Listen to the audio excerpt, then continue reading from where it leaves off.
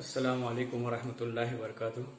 आइए आज अपनी दरसी किताब में सबक नंबर 4 और सफ़ा नंबर 20। सबक का उन्वान है ओवरकोट। मुसन्निफ का नाम है, अफसाना निगार का नाम है गुलाम अब्बास। दरसी किताब अपने सामने रखिए, शुरू करते हैं। बिस्मिल्लाहिर्रहमानिर्रहीम। ओवरकोट, गुलाम अब्बास। पेश दर्स में हमारे आसपास तरह तरह के लोग पाए जाते हैं। इनमें गरीब भी होते हैं और अमीर भी। कुछ ऐसे भी लोग होते हैं जो जिंदगी की नेमतों से महरूम हैं और दूसरे खुशहाल लोगों को देखकर हालात से समझौता और सब्र कर लेते हैं। कुछ लोग ऐसे भी होते हैं, पाए जाते हैं, जो अनोखे तरीके अपना कर जिंदगी गुजारते हैं। जेर नजर अफसाने में एक ऐसा ही किरदार पेश किया गया है जो अपनी गुर्बत और महरूमियों के बावजूद खुद को समाज में आसूदा हाल और बेफिक्र बनाकर पेश करता है। मुसन्निफ ने इस अफसाने के जरिए उन लोगों पर गहरा तंज किया है जो जाहिरी शान और शौकत के दिलदादा होते हैं और अपनी हैसियत को भूलकर अमीरों की नक्काली करते हैं। ऐसा करने से समाज में उन्हें आर्जी तौर पर इज्जत तो मिल जाती है, मगर आखिर में नदामत और जिल्लत ही उनके हाथ आती है। ओवरकोट फैशन और जाहिर परस्ती की अलामत बनकर उभरता है। अब यह मुसन्निफ ने, अफसाना निगार ने बताने की कोशिश की है कि समाज के कुछ ऐसे लोग होते हैं जो अपने आप को लोगों के सामने अमीर पेश करते हैं। कुछ एक ऐसे कपड़े जो आमिर पहनते हैं उसी तरह की एक जोड़ी तैयार रखते हैं और उसी को पहनकर समाज में घूमते हैं। लोग उनके लिबास को देखकर उनकी इज्जत करते हैं। जैसे यहाँ अंग्रेजों का लिबास ओवरकोट है, जो कपड़ों के ऊपर और एक कोट पहना जाता है, ओवरकोट जिसको कहा जाता है, अंग्रेजों की निशानी थी। लोग ऐसे ओवरकोट पहनने वालों को इज्जत वाला, तालीम याफ्ता और मालदार समझते थे। तो यहाँ भी एक आदमी गरीब है, कुछ भी उसके पास नहीं है, लेकिन वो अपनी वजाहत दिखाने के लिए, मालदारी बताने के लिए, हालांकि कुछ भी जेब में नहीं है, उसके पास कोई मालो दौलत भी नहीं है, लेकिन अपनी जाती दौलत बताने के लिए, हालांकि दौलत नहीं है लेकिन अपने आप को दौलतमंद बताने के लिए वो ये ओवरकोट पहनता है। इसमें एक लफ्ज है नक्काली करना, यानी नकल करना, लोगों को देखकर उनकी तरह अपने आप को बनाने की कोशिश करना। एक लफ्ज आया था नदामत। बहुत अच्छे अच्छे अल्फाज आएंगे, यह अफसाना जो है इसमें अल्फाज बहुत अच्छे अच्छे आएंगे। नदामत कहते हैं शर्मिंदगी को, नादिम होना, नदामत। अब इस और पेश दर्स में यही बताया गया है कि इंसान अपनी जितनी चादर है उतनी ही पैर फैलाए, ज्यादा पैर फैलाने की कोशिश न करे, वरना आखिर में क्या हो जाएगा, नदामत यानी शर्मिंदगी का सामना करना पड़ेगा। आइए जान पहचान में देखते कि गुलाम अब्बास कौन थे, क्या थे। जान पहचान। गुलाम अब्बास 17 नवंबर 1919 ईस्वी को अमृतसर में पैदा हुए। उन्होंने इब्तिदाई तालीम लाहौर के दयाल सिंह हाई स्कूल में हासिल की। वो महकमे तालीमात से मुंसलिक थे, यानी डिपार्टमेंट ऑफ एजुकेशन से ही उनका रब्त था, ताल्लुक था, मुलाजिमत अख्तियार की उन्होंने। फिर 1949 में बीबीसी लंदन में वो प्रोड्यूसर के ओहदे पर फाइज हुए। अब जानते ही बीबीसी लंदन इतना मशहूर, जो हम ये अक्सर खबरें सुनते थे या आज भी सुनते हैं, तो बीबीसी लंदन जो होता है उससे ज्यादा खबरें सुनी जाती थी। ये इसमें भी क्या हो गए, इससे मुंसलिक हो गए। अफसाना निगारी के साथ साथ उन्हें ड्रामा निगारी और मौसीकी से भी दिलचस्पी थी। अफसाना भी लिखते थे, साथ ही साथ मौसीकी वगैरह और ड्रामे भी लिखा करते थे। गुलाम अब्बास के अफसाने मजमुए आनंदी, जाड़े की चांदनी और कमरस को उर्दू अदब में अहम मकाम हासिल है। उन्होंने गोंदनी वाला तकिया के नाम से एक नावल भी लिखा। उनका दूसरा नावल जजीरे सुखन वरा एक फ्रांसीसी नावल से माखूज है। वो बड़े रोशन ख्याल अदीब थे। उनकी अदबी खदमात के पेश नजर उन्हें कई एजाजात से नवाजा गया। मुख्तलिफ मगरबी जुबानों में उनके अफसानों के तर्जुमे हुए। 2 नवंबर 1982 ईस्वी को गुलाम अब्बास का कराची में इंतकाल हुआ। अब ये जो अदीब है, मुसन्निफ है, उन्होंने अफसाने भी लिखे, साथ ही साथ नावल भी लिखे, मौसीकी से भी दिलचस्पी है और उसी के साथ जो मुश्किल सिन्फ है ड्रामा निगारी, उसमें भी उन्होंने अपनी तबाजमाई की है। यानी एक आदमी, मुसन्निफ एक है, लेकिन उनके जो अदबी कारनामे हैं, अदबी खदमात है, वो बहुत ज्यादा है। इसीलिए उनको एजाजात से नवाजा गया, मुख्तलिफ अवार्ड उन्हें दिए गए। आइए पेज नंबर 20 शुरू करते। पहला इख्तिबास। जनवरी की एक शाम एक खुशपोश नौजवान डेविस रोड से गुजरकर माल रोड पर पहुंचा और चेरिंग क्रॉस का रुख करके खिरामा खिरामा, ये लफ्ज है खिरामा खिरामा, पटरी पर चलने लगा। अब खिरामा खिरामा के अलग अलग माने होते हैं, एक तो खुशी खुशी और दूसरे माने होते आहिस्ता आहिस्ता। खिरामा के माने होते आहिस्ता आहिस्ता, दोनों माने होते। एक इंसान खुशी में चल रहा है तो खुशी का इजहार भी कर रहा है और आहिस्ता भी चल रहा है, तो दोनों मानों में लिया जाता है, यानी आहिस्ता आहिस्ता भी और खुश ख्याली में या खुशी के साथ पटरी पर चलने लगा। अब ये अलग अलग नाम है इलाकों के, डेविस रोड वगैरह। ये नौजवान अपनी तराश खराश से खासा फैशनेबल मालूम होता था, यानी इसको जब देखेंगे तो यूं लगता था कि ये बहुत ज्यादा मॉडर्न है और फैशनेबल है, उसके तराश खराश से, वजा कता से, रहन सहन से, कपड़ों से। लंबी लंबी कलमें, चमकते हुए बाल, बारीक बारीक मूछे, गोया सुरमे की सलाई से बनाई गई हो, बादामी रंग का गर्म ओवरकोट पहने हुए जिसके काज में शरबती रंग के गुलाब का एकाध खिला हुआ फूल अटका हुआ था। अब काज लफ्ज आएगा, बार बार आएगा, 2-3 मरतबा आएगा।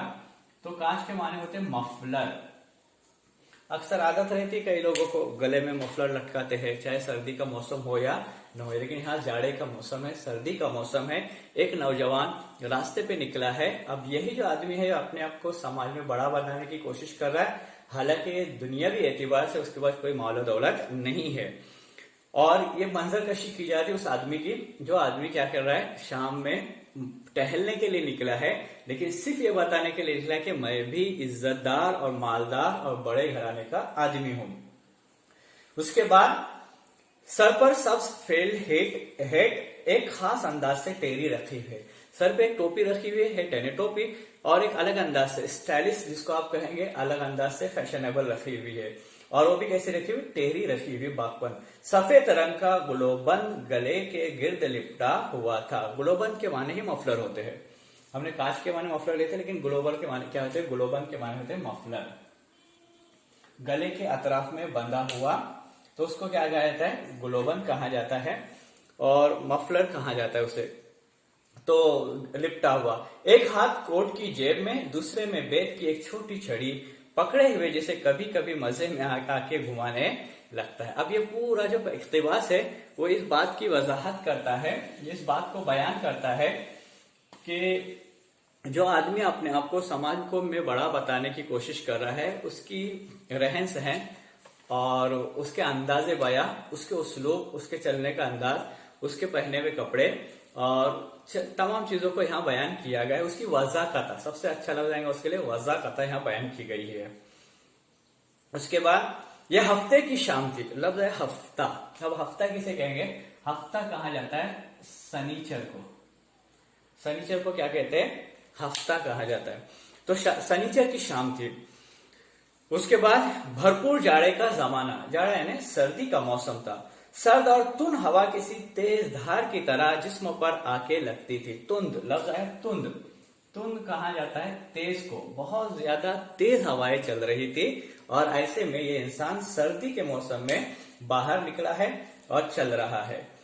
मगर इस नौजवान को इसका कुछ असर मालूम नहीं होता था और लोग खुद को गर्म करने के लिए तेज कदम उठा रहे थे, मगर इसे इसकी जरूरत न थी। जैसे इस कड़ाके की सर्दी, इस कड़ाके के जाड़े में इसे टहलने में बड़ा मजा आ रहा था। लोग अपने आप को गर्म करने के लिए, अपने आप के अंदर गर्मी पैदा करने के लिए बहुत तेज चल रहे थे, लेकिन ये आदमी खिरामा खिरामा ऐसा चल रहा है जैसे सर्दी से इसका कोई ताल्लुक ही न हो, लेकिन फिर भी अपने आप को बड़ा बताने के लिए, अपने आप को मालदार बताने के लिए, दौलतमंद बताने के लिए, समाज में ऊंचा मकाम हासिल करने के लिए वो ऐसा चल रहा था। उसकी चाल ढाल से ऐसा बागपन टपकता था कि तांगे वाले दूर ही से देखकर सरपट घोड़ा दौड़ाते हुए उसकी तरफ लपकते।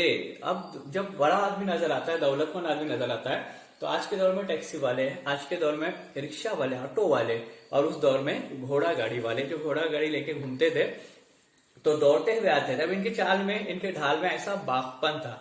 अब बागपन कहा जाता है टेढ़ेपन को भी, और अलबेलापन, अनोखापन था। मगर वो छड़ी के इशारे से नहीं कर देता। लोग आते थे, पूछते थे कहाँ जाना है, वो छड़ी से कहता नो, नहीं, बिल्कुल नहीं, मतलब इशारा कर देता था और अपना चलना शुरू कर देता था।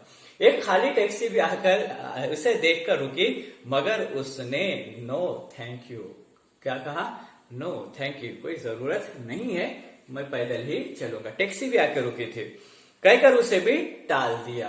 टैक्सी वाला भी आया था, उसे भी उसने मना कर दिया। टालना मना करना। रास्ते में वो सड़क आई जो लॉन्स गार्डन की तरफ जाती थी, मगर उस वक्त शाम के धुंधलके और कोहरे में उस बाग पर कुछ ऐसी उदासी बरस रही थी कि उसने इधर का रुख न किया और सीधा चेरिंग क्रॉस की तरफ चलता रहा। अब जो इलाके के नाम है, अलग अलग इलाकों के नाम है, तो उस इलाके से चलता हुआ वो चेरिंग क्रॉस की तरफ चलना शुरू कर दिया। इलाके का नाम है, रोड का नाम है। अब मलका के बुद्ध के करीब पहुंचकर, अब वहां लफ्ज है बुद्ध, अब मलका विक्टोरिया, बुद्ध यानी मूर्ति, मुजस्सिमा जिसको लफ्ज कहते हैं, उसका लफ्ज सही लफ्ज क्या है? इंग्लिश में स्टैचू कहा जाता है, उर्दू में उसके लिए लफ्ज है मुजस्सिमा। जहां जहां नस्ब किए जाते हैं, चौक में, रास्तों में, अलग अलग जगह के मुजस्समे बनाए जाते हैं। तो मलका के बुद्ध के करीब पहुंचकर उसकी हरकत और सकनात में किसी कद्र मतानत आ गई। मतानत कहते हैं संजीदगी को। किसको कहा जाता है? संजीदगी को मतानत। इंसान कभी कभी बहुत ज्यादा हंसता है, खिलखिलाता है, लेकिन अचानक संजीदा हो जाता है, सीरियस हो जाता है। सीरियस यानी बीमार नहीं, बल्कि संजीदा हो जाता है। हरकत व सकनात, हाल अफआल व हरकत। उसने अपना रुमाल निकाला और हल्के हल्के चेहरे पर फेरा ताकि गर्द जम गई हो तो उसे उतर जाए। पास ही घास के एक टुकड़े पर कुछ अंग्रेज बच्चे बड़ी सी गेंद से खेल रहे थे। बड़ी सी गेंद फुटबॉल हो सकती है, और अंग्रेज बच्चे, मुराद है कि अंग्रेजों का दौर था, गुलामी का दौर था। अंग्रेज अपने मुल्क पर काबिज थे, और ये भी अपने आप को बड़ा पढ़ा लिखा अंग्रेज तो नहीं, लेकिन अंग्रेजों की जैसा रहन सहन बनाकर घूम रहा था। तो बच्चे खेल रहे थे। वो रुक गया और बड़ी दिलचस्पी से उनका खेल देखने लगा। नौजवान की नजर सीमेंट के खाली बेंच पर पड़ी और उस पर आके बैठ गया। अब जगह जगह ये बेंच आज भी बनाए जाते हैं बैठने के लिए, गार्डन के बाहर, सड़क के किनारे, और जहां जहां पब्लिक यानी जैसे आवामी जगह होती है, वहां से बेंच बनाए जाते हैं, वहां बैठ गया। उस वक्त शाम के अंधेरे के साथ साथ सर्दी और भी बढ़ती जा रही थी। सर्दी का मौसम है, शाम होते होते सर्दी क्या हो जाती है? और बढ़ जाती है, सर्दी बढ़ने लगी। माल रोड पर मोटरों, टांगों और बाइसिकलों का तांता बंधा हुआ था मतलब है कि यानी क्या उसका नाम, कंटिन्यूसली जा रहे थे, बहुत ज्यादा की तादाद में थे। तो था ही, पटरी पर चलने वालों की भी कसरत थी। अब लोग पैदल चलते हैं, तो सवारियां चलती है, और कुछ लोग पैदल चलते हैं, फुटपाथ जिसको कहा जाता है, तो उस पर भी लोगों का तांता बंधा हुआ था, भीड़ थी। सड़क की दो रवैया, अब दो रवैया ने दोनों तरफ, सड़क के इस तरफ भी और सड़क के उस तरफ भी, दोनों तरफ क्या हो रहा था कि दुकानों में खरीदो फरोख्त का बाजार भी गर्म था। जिन कम नसीबों को न तफरीह तबाह की इस्तिताअत थी, यानी हिम्मत थी, ताकत थी, पैसा नहीं था, न खरीदो फरोख्त की, वो दूर ही से खड़े खड़े इन तफरीह गाहों और दुकानों की रंगारंग रोशनियों से भी जी बहला रहे थे। कुछ लोग ऐसे थे जिनकी जेब ताकत नहीं दे रही थी कि वो शॉपिंग करे, कुछ खरीदो फरोख्त करे, तो दूर ही से वो दुकानों को देखते थे और चल दिए जाते थे। और ये आदमी जिसकी जेब में कुछ भी पैसा नहीं, ये भी उधर चल रहा था। नौजवान सीमेंट के बेंच पर बैठा, अपने सामने से गुजरते जन व मर्द, देखो दो लफ्ज आए, जन व मर्द, तो जन व मर्द दोनों एक साथ लफ्ज आए। और उर्दू में जब भी ऐसे कोई दो लफ्ज आ जाते हैं, तो पहले लफ्ज के साथ वाव और फिर अगला लफ्ज, तो ऐसे दो भी लफ्ज आते हैं, तो कभी कभी दोनों लफ्ज एक दूसरे के मुतजाद हो जाते हैं, और कभी कभी दोनों लफ्ज हम मानी हो जाते हैं। जैसे रंजो गम, अब रंज के माने भी गम और गम के माने भी रंज, इनके माने क्या हो जाते हैं? हम माने हो जाते हैं। लेकिन जन और मर्द, इसके माने जो होते हैं मुतजाद होते हैं। जन यानी औरत, मर्द यानी मर्द। उसी तरह शब और रोज, शब यानी रात, रोज यानी दिन। ऐसे कई अल्फाज उर्दू में जब दोनों एक साथ आ जाते हैं, तो कभी कभी हम मानी हो जाते हैं और कभी कभी मुतजाद भी हो जाते हैं। तो यहाँ मुतजाद है, जन और मर्द। तो गुजरने वाले औरतों को, मर्दों को, जाने वाले लोगों को देख रहा था, गौर से देख रहा था। उसकी नजर उनके चेहरे से कहीं ज्यादा उनके लिबास पर पड़ती थी। कुछ लोग ऐसे रहते हैं जो चाहते हैं कि हमारा लिबास बहुत अच्छा हो जाए, हम लिबास बहुत अच्छा पहने, इसके लिए लोगों के लिबासों पर भी उनकी नजर रहती, इनकी भी लिबास पर नजर थी। उनमें हर वजह और हर कुमास के लोग थे, यानी जाने वाले लोगों में हर तरह के लोग थे। अब कुमास कहा जाता है किस्म या रंग ढंग के, अलग अलग लोग हैं, अलग अलग लोग अपने अपने ऑफिस से अपने अपने कारोबार से घर जा रहे हैं, तो उन पर उनकी नजर होती थी। बड़े बड़े ताजिर, सरकारी अफसर, लीडर, फनकार, कॉलेज के तुलबा और तालिबात, नर्से, अखबारों के नुमाइंदे, दफ्तरों के बाबू, ज्यादातर लोग ओवरकोट पहने हुए थे। अब इसकी नजर भी किस पर जा रही है? जो लिबास इसने पहना है वही लिबास दूसरे जो पहन रहे हैं उनके ऊपर ही इसकी नजर जा रही है। क्यों जा रही है? इसलिए जा रही है कि वो भी चाहता है, वो भी देखना चाहता है कि मेरा लिबास भी कैसा उनकी तरह हो जाए। तो उनमें कौन सा लिबास अच्छा है जो मैं पहन सकूं। हालांकि ताकत नहीं है, हिम्मत नहीं है, पैसा नहीं है। हर किस्म के ओवरकोट, बेश कीमत ओवरकोट से लेकर पुराने ओवरकोट तक जिन्हें नीलाम में खरीदा गया था, नए पुराने हर तरह के ओवरकोट पर इसकी निगाह है। नौजवान का अपना ओवरकोट तो था खासा पुराना, मगर इसका कपड़ा खूब बढ़िया था। फिर वो सिला हुआ भी किसी माहिर दर्जी का था। इसको देखने से मालूम होता था कि इसकी बहुत देखभाल की जाती है। कॉलर खूब जमा हुआ था, बाहों की क्रीज बड़ी नुमाया, सिलवट कहीं नाम को नहीं, बटन सींग के बड़े बड़े, चमकते हुए नौजवान उस ओवरकोट में बहुत मगन मालूम होता था। अब यहाँ एक सिफत बताई गई कि जो ओवरकोट उस नौजवान ने पहना था, उस ओवरकोट की खुसूसियात बताई गई कि अच्छे माहिर दर्जी ने बनाया था, सिलाया था और कपड़ा भी बढ़िया था। पहनने वाला इसमें मगन रहता था और इसको ही सब कुछ समझ बैठा था और इसी से अपनी शान व शौकत समाज में जाहिर करता था। एक छोटी सी सफेद रंग की बिल्ली सर्दी में ठिठरी हुई बेंच के नीचे उसके कदमों में आकर मियाओ मियाओ करने लगी। अभी बिल्ली है, जब देखते ही इंसान को तो अपनी जरूरत के खातिर, खाने पीने की खातिर आकर आवाज देने लगी। उसने पिचकारा तो उछलकर बेंच पर आ चढ़ी। उसने प्यार से उसकी पीठ पर हाथ फेरा और कहा, पुअर लिटिल सोल। अब ये दरमियान में अंग्रेजी अल्फाज इसलिए इस्तेमाल कर रहा था ताकि समाज में लोग इसको पढ़ा लिखा, दौलतमंद और बाबू कहे, मतलब अंग्रेज की तरह उसको समझकर उसका रिस्पेक्ट करे। इसके बाद वो बेंच से उठ खड़ा हुआ और सड़क को पार करके उस तरफ चला जिधर सिनेमा की रंग बिरंगी रोशनियां झिलमिला रही थी। बरामदे में भीड़ न थी, सिर्फ चंद लोग थे जो आने वाली फिल्मों की तस्वीरों का जायजा ले रहे थे। अब वो उस बिल्डिंग की तरफ चला गया जहाँ थिएटर हुआ करते थे और जहां आने वाली फिल्मों से पहले उनके पोस्टर लगाए जाते थे और उसके अंदर उसके मनाजिर पेश किए जाते थे। तो उन मनाजिर को देखने के लिए वहां चला गया। 3 नौजवान एंग्लो इंडियन लड़कियां, यानी हिंदुस्तान में रहने वाली जो अंग्रेज लड़कियां थी, इनको एंग्लो इंडियन कहा जाता है। तो लड़कियां इन तस्वीरों को शौक से देख रही थी। अब हर नौजवान, अलग अलग तरह के नौजवान जो होते हैं और उससे दिलचस्पी रखने वाले जो लोग होते हैं, उन चीजों को देखते हैं कि फिल्म आने वाली है तो उसमें क्या है क्या नहीं, तो पोस्टर देखकर क्या कहते हैं, दिल बहलाते हैं।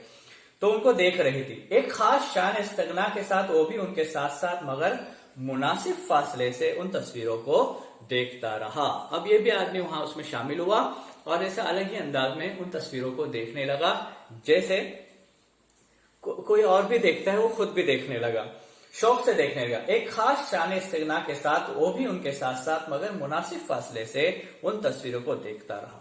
लड़की आपस में हंसी मजाक की बातें भी करती थी और फिल्मों पर रायजनी भी। फिर वो तीनों हंसती हुई बाहर निकल गई। थोड़ी देर के बाद नौजवान भी सिनेमा की इमारत से बाहर निकल आया। अब ये नौजवान भी उसको देख रहा था और तस्वीरों को देखकर, तस्वीरों की जो झलकियां थी, फिल्मों की झलकियां जो थी, तस्वीरों से देखकर चला गया।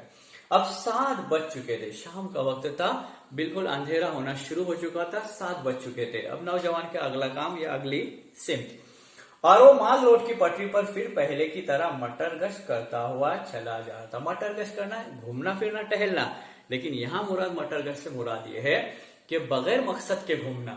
ऐसा इंसान जिसका कोई मकसद न हो, अक्सर लोग उन्हें पागल कहते हैं, लेकिन ये इंसान जो था अपने आप की अपनी खुद की बड़ाई बयान करने के लिए मटर गश्त कर रहा था, चहलकदमी कर रहा था। थोड़ी दूर चलकर उसे अंग्रेजी मौसीकी के आलात की एक बड़ी सी दुकान नजर आई। मौसीकी, म्यूजिक, और म्यूजिक के लिए, म्यूजिक चलाने के लिए, म्यूजिक के लिए जो आलात होते हैं, अलग अलग जो इंस्ट्रूमेंट होते हैं, अलग अलग जो आलात होते हैं, उन आलात की एक अलग से दुकान, अंग्रेजों की दुकान थी वो। एक बड़ी सी दुकान नजर, वो बिला तकल्लुफ अंदर चला, बगैर झिझक के, बिला तकल्लुफ अंदर चला गया। हर तरफ शीशे की अलमारियों में तरह तरह के अंग्रेजी साज रखे हुए थे। साज मतलब जो बजाने के आलात रहते वो रखे हुए थे।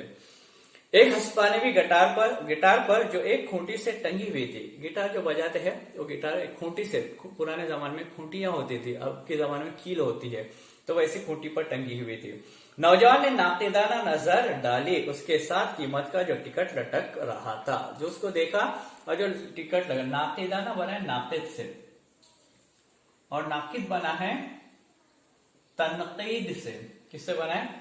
तनकीद से बना है। तनकीद करने वाला नाकिद जो होता है, तो नाकिद कहते हैं तनकीद करने वाले को। नाकिदा नजर डाली, तनकीदी नजर डाली, और तनकीदी नजर डालने के बाद क्या किया उसने? उसे पढ़ा। उससे जरा हटकर एक बड़ा जर्मन पियानो रखा हुआ। ये सब बजाने के आलात है, मतलब मौसीकी के आलात है, पियानो है, गिटार है और जो भी है बांसुरी, उनके हिसाब से। उसका कवर उठा के उंगलियों से बांस पर्दों को इसने टटोला और फिर कवर बंद कर दिया। उसने उस आलात को देखा और आलात को हाथ लगाकर उन आलात को फिर से अपनी जगह रख दिया। पियानो की आवाज सुनकर दुकान का एक कारिंदा उसकी तरफ बढ़ा। अब कारिंदा कहा जाता है, नौकर को भी कहते हैं। नौकर मतलब वहां काम करने वाला, कारिंदा काम करने वाला। एक नौकर जो था वो दौड़ता हुआ आया। गुड इवनिंग सर, कोई खिदमत, यानी क्या मैं आपकी कोई खिदमत कर सकता हूँ? पढ़ा लिखा आदमी देखकर, दौलतमंद आदमी देखकर उनका अंदाज बदल जाता है। दुकान वाले जो होते हैं इनका अंदाज लोगों को देखकर बदलता है, और जो ग्राहक आते हैं उन ग्राहकों को देखकर अंदाज बदल देते हैं लोग। नहीं शुक्रिया, हाँ इस महीने की ग्रामोफोन रिकॉर्डों की फहरिस्त दे दीजिए। उन्होंने कहा कि इस साल जो ग्रामोफोन की जो ये आई है, लिस्ट आई है, वो दीजिए और कुछ मुझे नहीं चाहिए। अजीज तलबा, ये आज यहीं पे हम रुक जाते हैं। अगला हिस्सा जो है इंशाल्लाह आइंदा लेक्चर में आपको पढ़ाया जाएगा। अस्सलाम वालेकुम।